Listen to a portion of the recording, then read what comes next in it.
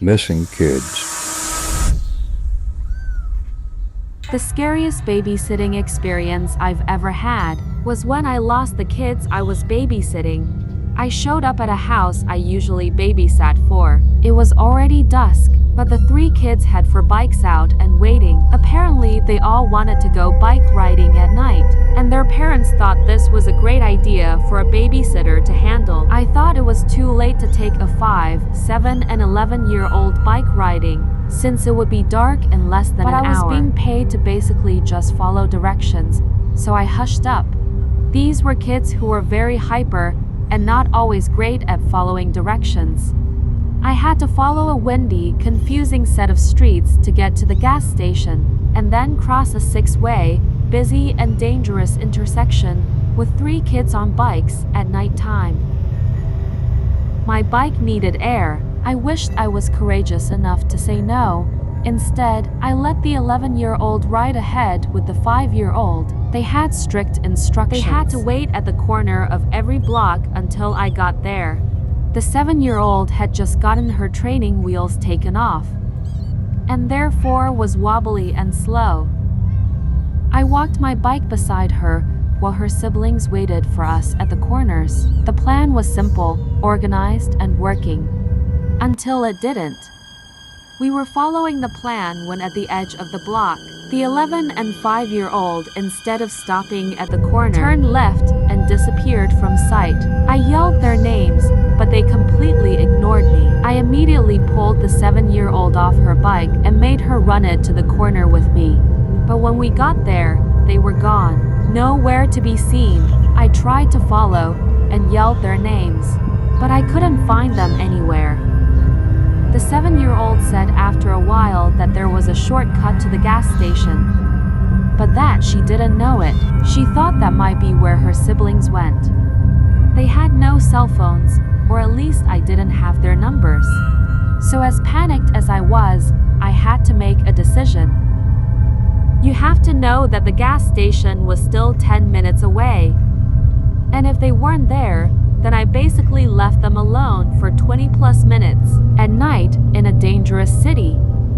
I had no choice. I turned around and went the original way to the gas station with the 7-year-old.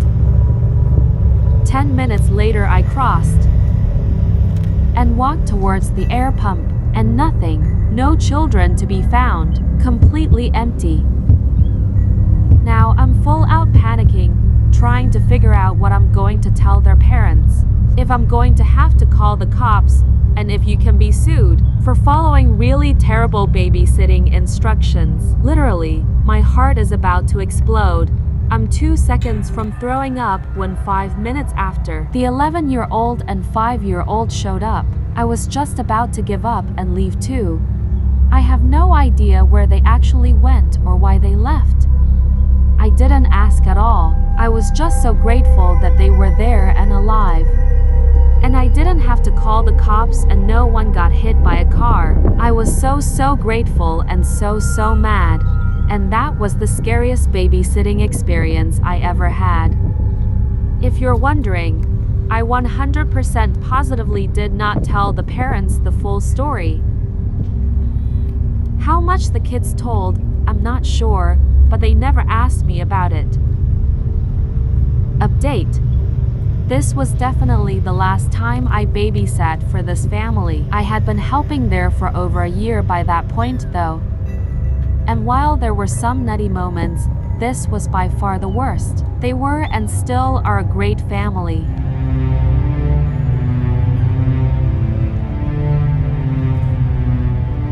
Creepy little girl.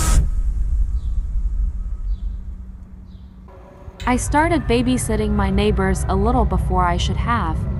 I was 9 years old, I think, and I had just put the 2 girls to bed. I went downstairs and turned on the TV.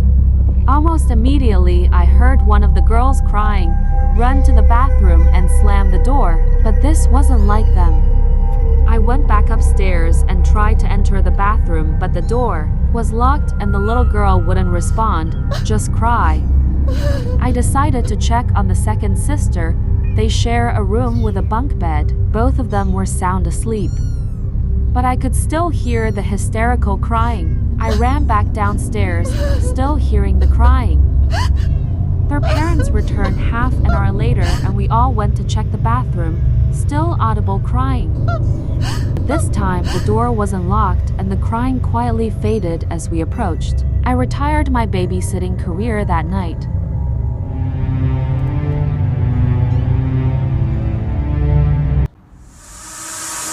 Blank stare. I'll tell mine, but I need to leave out some identifying details.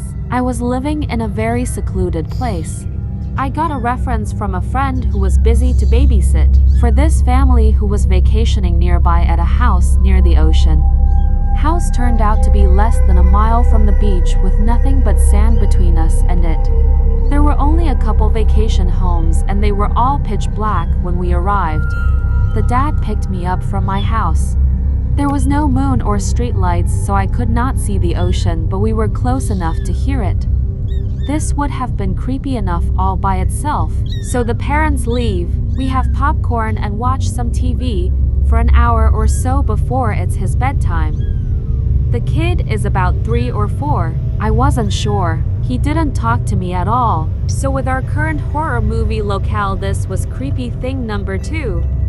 I put him in this travel crib to sleep in and settle down in a chair in the room because I thought maybe he'd be scared to go to sleep alone in a strange place with his parents gone. Well, he proceeded to King kneel in the crib and stare at me through the mesh walls of it for a solid 30 minutes. I tried coaxing him to lay down, offered to tell a story or two. About this time, the mom calls to check in. I inform her he's not falling asleep and she says, "Oh, you have to leave him alone in there and close the door. You can leave the light on and just ignore whatever you hear. He'll tire himself out eventually." So I'm like, WTF. But whatever I tell him goodnight and leave to close the door, he'll still just King staring at me.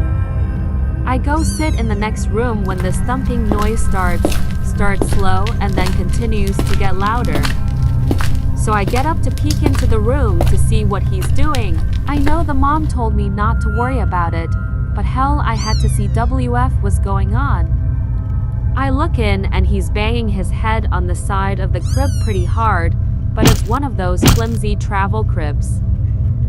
More like a playpen than anything, so he's not going to hurt himself. But he was lifting the whole thing a few inches off the ground with the force of his head bouncing. Soon as I go to close the door, he stops, stares right at me again with the most blank and creepy face. I quickly closed the door. The banging started again and continued for another 20-30 minutes and then stopped. I peek in one last time and he's fast asleep, but in the air face on the mattress but turned to the side, so I knew he could breathe okay.